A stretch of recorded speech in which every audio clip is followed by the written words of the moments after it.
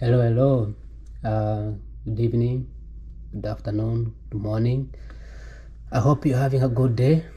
Today I came home earlier, so it's been the whole week I haven't been able to record on window like this.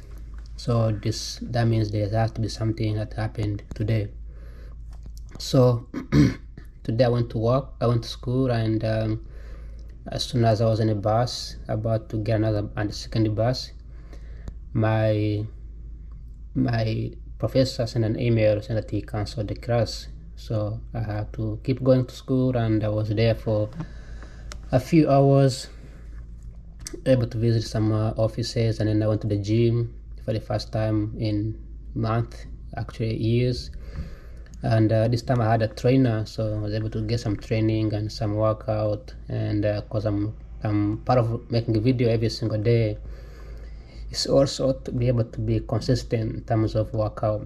I also realized that I have lost so much weight. Like here, you can see I have lost a lot of weight, and I guess haven't been eating as much. Maybe I haven't been exercising as much in DC because there is not really that much exercise going on here. So I plan on be consistent, go to the gym and do some workout, and hopefully that things will work out. All right. When I was coming home, I was thinking about what to discuss on today's video, and I think I came up with an idea. Because people always tell me to talk about things that are happening in Africa, and I think that the continent of Africa has been sort of put behind, especially right now with wars in Israel and Ukraine. We are directing more money into helping those countries because they are struggling more than anything else. Ukraine about to be taken by Russia, and Israel fighting with Palestine. So all these issues kind of takes the attention away from us. And then US has like sort of a lot of transitioning right now with more economic, in terms of like economic wise, US is like battering with China. So that puts me, somebody from Africa, it takes away my attention. I don't really think about that content as much. But I have friends who live there, so they tell me how things are going and the struggle. So I think it would be more helpful to touch on it for a moment. But I'm gonna be focusing more on economic wise. Africa has had issues for the past, I don't know, many years. But I wanna go back 1960s. There are two things that are affecting Africa. One is the population, right? They have a huge rising population, and two, they have the scarcity of food, right? There's not enough food. Countries that have wars, right? Like Russia, Ukraine has wars. Israel has wars. Every country has wars somewhere or the other. But the ability to access food is a problem that is not just affecting Africa, but also many countries that are not even in a war. So food and the population has been a problem, and I want to address this from an economic perspective. When we look at Africa back 1960s, there was no population boom. There was just very few people and kingdoms, and they had food. They're very stable, right? They didn't have to struggle with there were some few issues, but people were just trading among themselves, so things were much better. But in 60s, when the colonies left Africa, things turned left. Things started to change. The population grew really fast, and when the population is growing faster, you need to have the infrastructure. You need to have you need to have hospitals. You need to have transportation. You need to have logistics. You need to have food, people to eat. But at the time, all the way to this day, the new government, which was installed by the Western countries, they are not capable to handle this population boom. I don't think they are ready even to this day. So you have people being born, right? You have population growing faster, and the people are becoming less productive. And yes, the African continent is probably the most unproductive. I know this because I grew up there, and I moved to the United States, and I realized how unproductive I was. Like, I was fast, I was strong, I was working, but working in a warehouse, working in a manufacturing plant without the ability to think critically, the ability to develop new ideas, new design, new research, is not really point. It doesn't help at all. Like Russia, for example, has the ability to use uneducated workers, to do the tasks, develop nuclear weapons, develop machines, but because there is the lack of productivity, there's no new ideas coming up from the outside, there's no adaptability of new ideas, becomes much harder. So Africa had, when the population boomed, the people who are being born aren't really capable of handling being able to produce as much as they need. And then you had few farmers, mostly older, few farmers doing the farming work. You have, like, it's okay for the population to grow. Like, that's a positive thing. But when you have only a few people digging, right, because they call digging, they're digging, they're working in the farms. You have a family of 15, but only 5 of those people are productive. You are expecting 15 people, 10 people, 5 people to feed themselves and also feed another 10 people, right? And humans, they can only stretch as much, right? So this has become a huge problem, that the working class is not able to take care of the unworking class. And then you have other things that has been incorporated. You have the education system, the weaker institutions. So you have school education system, you have justice system, you have military, you have police, you have government. So these institutions, as the weaker they get, the harder it gets for this population to meet their needs. But then the question is, why is it that this population isn't productive, right? I mean, the average person in Africa is 18 years old. 18 years old, they can do something, right? In the USA, we have people who are 18 years old producing software. We have people producing cars, like, very productive people. Why it's not the same thing in Africa? Well, a lot has to do with the fact that these young people, right, they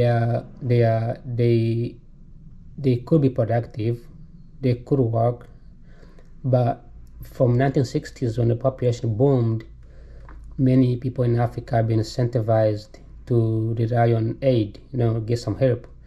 The idea that in order to build a car, you need an investor's money. That works, but only if you have somebody to represent you. You have somebody to go out there and convince Elon Musk. Elon Musk is from South Africa, so that's an automatic, but convince like a JP Morgan executive, or convince a multi-billion-dollar company from Germany to come and build a factory in a village. And for many years, I've been this like 50 years plus, even to this day, has never been anybody from that continent to go out there and sit on the table and negotiate, give ideas, tell these executives what people can do, what people can gain if they invest in Africa. So that lack of, in America they call it representation. Lack of representation is a key to why these younger people, they cannot innovate, they cannot develop. It becomes a problem. You can prove this to even other countries too, like in China, for example. China developed because they sent their children to the United States to study, to get to Harvard. It wasn't easy for them, but it worked. So it proves that when you have a representation in the most predominant affluent area, you're more likely to develop the poor area. So just like me, being here in the United States, going to school, I am representing some parts of Africa, like Uganda. And at any moment, if I meet somebody from Uganda who's like a president, who's like a minister, prime minister, I know what to tell him. I don't know. I have some ideas on what they can do to develop, to improve the community. So that has been a challenge for the African continent. But also we cannot forget the fact that no matter what you can do, the population of Africa is growing really fast. And to reduce that, you have to either have people produce less children, or have those people go to work so they can, compensate the growing population. Now, those two things complement each other. When people don't produce children, they are more likely to do something, go to work and improve their lives, because they will be distracted. When people are not working or unemployed, they are more likely going to produce children. So that is one or the other. There are other elements that goes into it, that I can go deeper into it. There's no really statistics to prove this.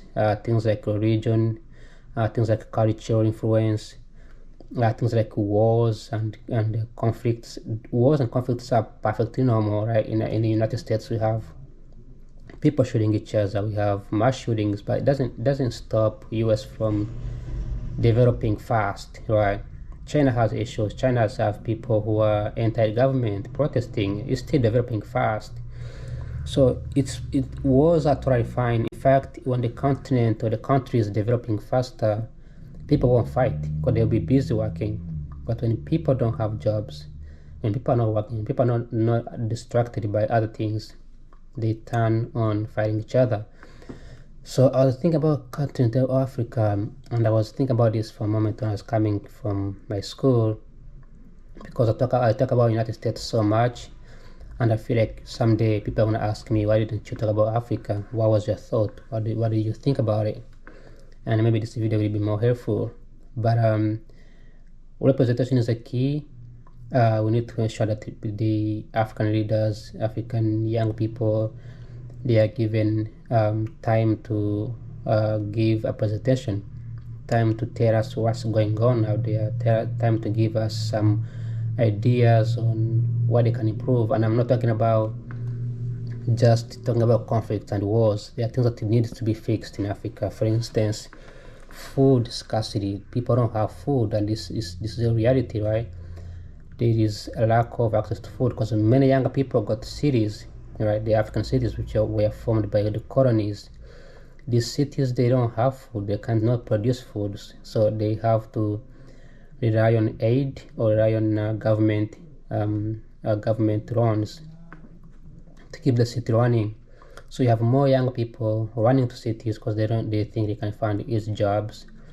But then you have older people staying in the village working, and these older people are the ones that are feeding the city population, making it harder. What these people who are working in the village, they are not really producing as much, right? Because they need machines, they need the capital, and they instead of having 5 people taking 6 months to dig 1 acre of land, you can have, I don't know, 2 people using machines to produce or dig 10 acres of land. And then instead of having people carrying grains and beans on their head, you can have a trailer, vehicles, machines, tractors carrying a huge massive of tons of food to the city, making supply chain more streamlined and more easier and more faster. So and again, when I speak about things about Africa, I tend to be more general. When I think about the United States, I talk about like specific. That's because I don't live in Africa anymore. I live in the United States, and when I left when I was younger, so I didn't have much knowledge on the content, how it works. There is a lack of statistics, there is a lack of data from that continent, and we only have to speak based on the videos and leadership and communities and other activists. But that's all I have for today. I hope you found this video helpful. Like, if you do, please give me a follow, like, and share. Like always, I will see you in my next video, actually tomorrow. Bye. Ciao, ciao.